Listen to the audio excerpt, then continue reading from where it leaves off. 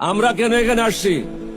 সবাই মনে করে বোধহয় জামাত ইসলাম মানে এখানে সব মৌলানা। মঞ্চে দেখেন শুধু একজন মৌলানার নাম বলছে, আব্দুল হালিম সাহেব। বাকি সব barrister, engineer, doctor. Shafiqur Rahman সাহেব নিজে ডাক্তার। সব শিক্ষিত লোকের সমাবেশ, সমাগম, 11 দলীয় ঐক্য জোট হয়েছে। সুতরাং সমগ্র জাতিকে বলবো, ভুল করবেন না। আমি একজন মুক্তিযোদ্ধা, এটা হলো আমার জীবনের শেষ যুদ্ধ।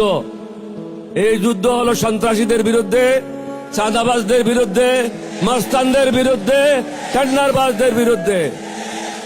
মানুষকে জেগে উঠতে হবে।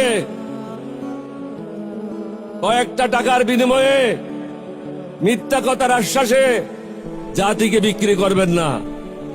বিগত 25 বছর মোদির গোলামি করেছে তারা। মোদির গোলামদেরকে আপনারা ভোট দেবেন না, ঋণ খেলাপিদেরকে ভোট দেবেন না, মাস্তানদেরকে ভোট দেবেন না, সন্ত্রাসীদেরকে ভোট দেবেন না। ভালো মানুষ যারা আছে তাদেরকে ভোট দেবেন, তাহলে সমাজটা ভালো হবে। আপনি একটা হারামিকে ভোট দেবেন আর বলবেন যে সমাজ ভালো করেন। সমাজ কিভাবে ভালো হবে? সমাজ ভালো করার জন্য ভালো লোকদেরকে ভোট দিতে হবে।